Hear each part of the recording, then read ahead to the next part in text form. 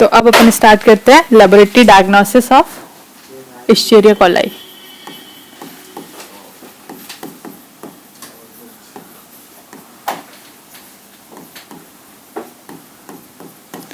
ठीक है, क्लियर। तो लेबोरेटरी डायग्नोसिस में सबसे पहले बात आती है स्पेसिमेन, सैंपल। सैंपल क्या लेंगे?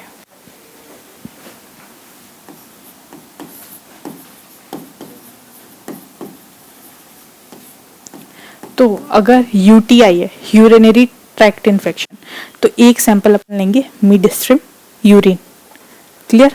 और मिड स्ट्रीम यूरिन आपको तब सजेस्ट करना है पेशेंट को जब आप उसको एंटीबायोटिक्स दे दो उससे पहले, यानी कि मेडिसिन प्रिस्क्राइब करने से पहले आप उससे लोगे mid stream urine.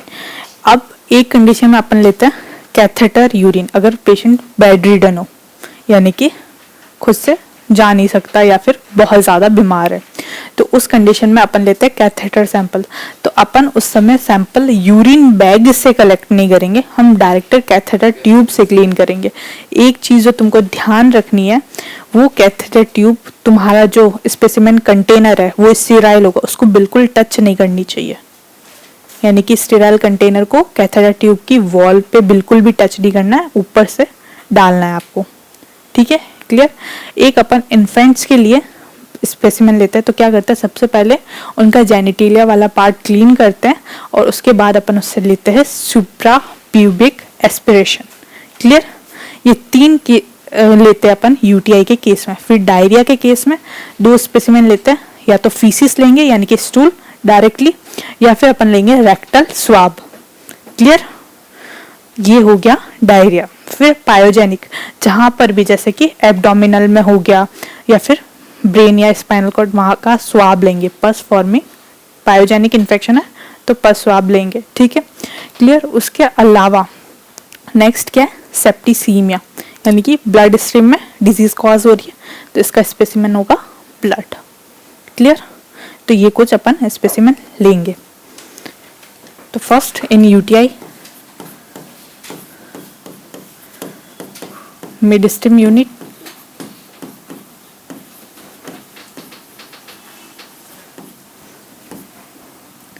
before antibiotic prescription,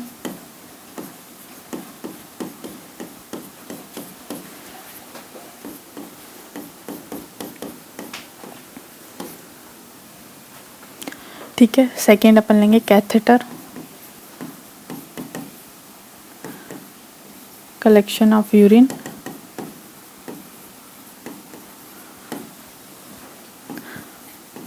not from urine bag, direct collection from catheter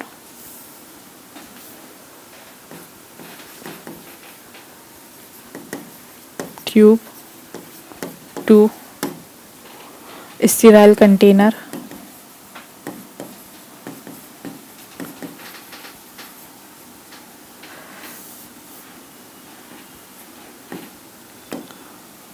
keep, remember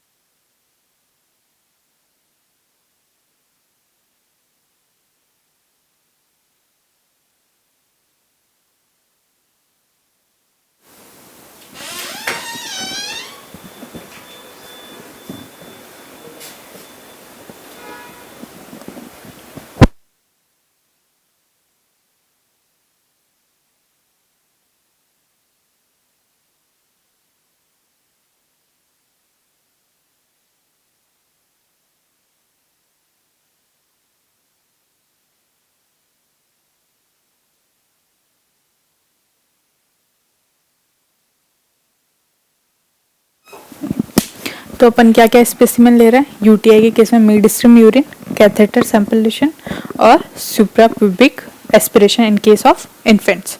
वहीं बात करें अपन फीसिस की, सॉरी डायरिया की, तो अपन ले रहे फीसिस या स्टूल या फिर रेक्टल स्वाब।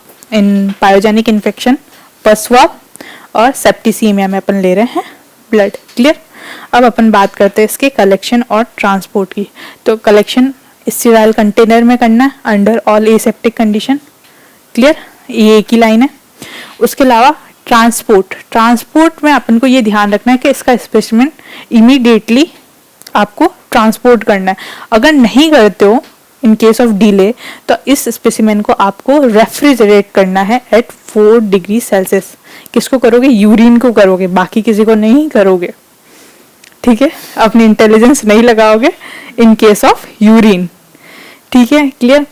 इसकी कलेक्शन और ट्रांसपोर्ट के बाद आता है अपना क्या कहते हैं माइक्रोस्कोपी, डायरेक्ट माइक्रोस्कोपी। इसमें अपन 3 चीजें परफॉर्म करेंगे। ग्राम स्टेनी में अपन क्या देखेंगे, ग्राम नेगेटिव बेसिलाई है, नॉन कैप्सुलेटेड, नॉन स्पोरिंग। फिर अपन करेंगे हैंगिंग ड्रॉप प्रिपरेशन, क्योंकि ये मोटाइल बैक्टीरिया है तो मोटिलिटी शो करेगा बाय पेरिट्राइकस फ्लैजिला। क्लियर। उसके अलावा अपन परफॉर्म करेंगे क्या कहते हैं, जो यूरिन सेडिमेंट होता है ना, यूरिन की स्लाइड बनती है। कैसे बनती है? जो यूरिन स्पेसिमेन लिया है आपको उसको सेंट्रीफ्यूज करो, फिर ऊपर वाले सुपरनेटेंट पार्ट को अपन ने डिस्कास कर दिया, बॉटम में थोड़ा सा पार्ट बचेगा, उसकी एक ड्रॉप लेके अपन स्लाइड पे रखेंगे, उसके ऊपर कवर स्लिप रखेंगे, फिर अपन उसको देखेंगे माइक्रोस्कोप में 10x और 40x पे। क्या क्या दिखेगा आपको? Pus cell, epithelial cell, erythrocyte and bacteria. कौन सा? E coli. क्लियर। ये इसकी माइक्रोस्कोपी लिख लिया।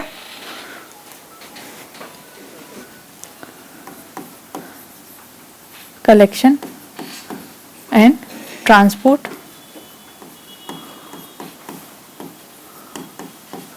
specimen should be collected in a sterile container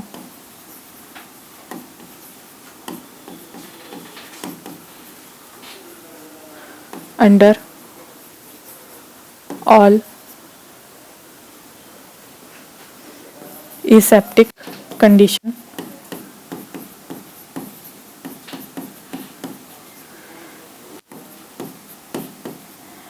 specimen should immediately transport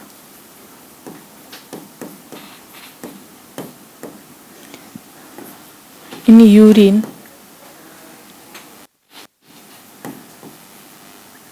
if transportation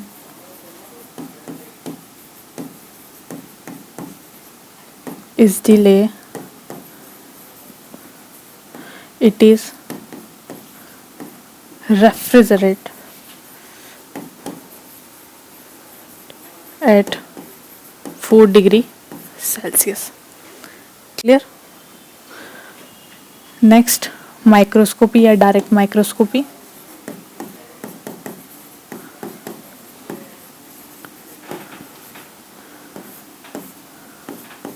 first अपन परफॉर्म करेंगे ग्राम्स स्टेन। क्या दिखेगा? Gram negative bacilli, non sporing and non capsulated.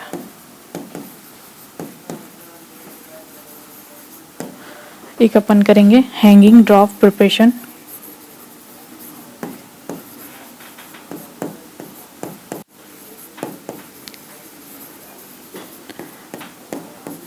Motile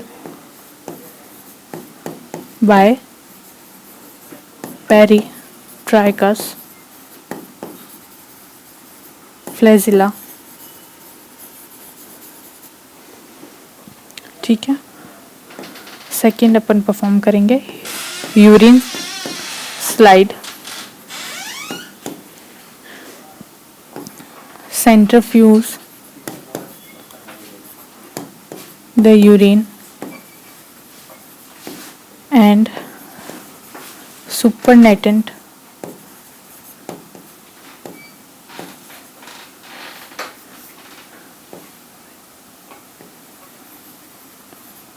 is removed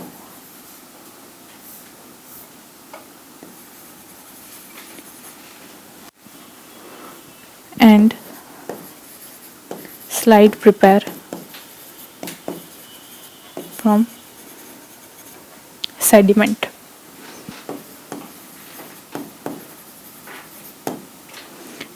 Seen epithelial cell, pus cell, erythrocytes,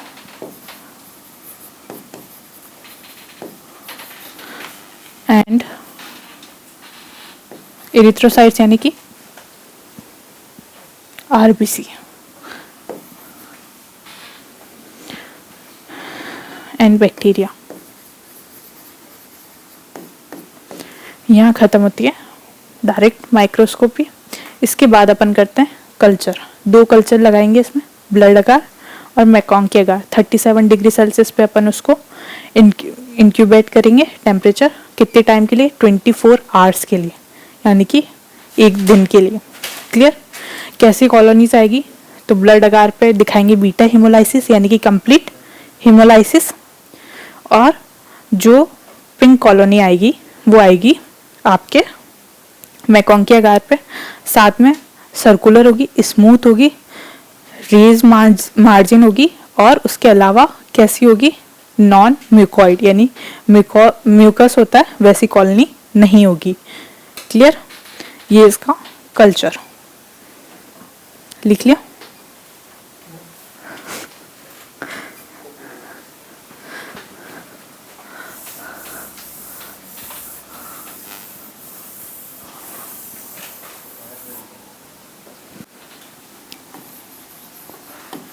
culture में अपन एक ध्यान रखना, specimen इनॉक्यूलेट करेंगे। Temperature अपन रखेंगे 37 degree Celsius and 24 hour incubation.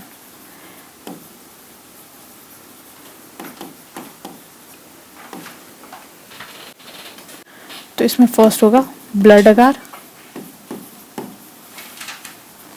Beta haemolysis होगा, और सेकंड होगा MacConkey agar,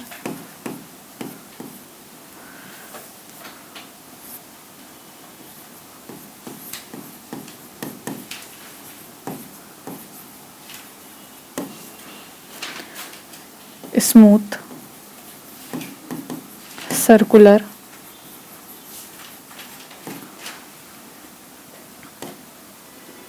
and non-mucoid pink colonies.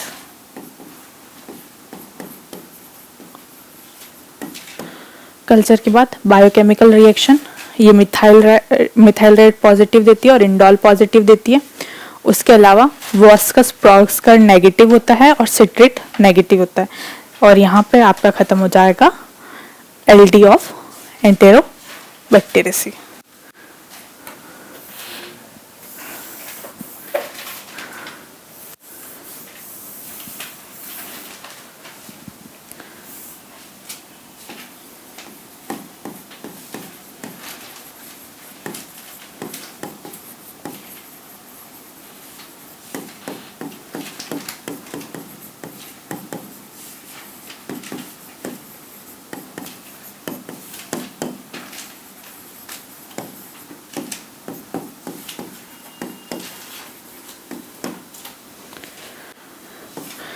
VP and citrate negative।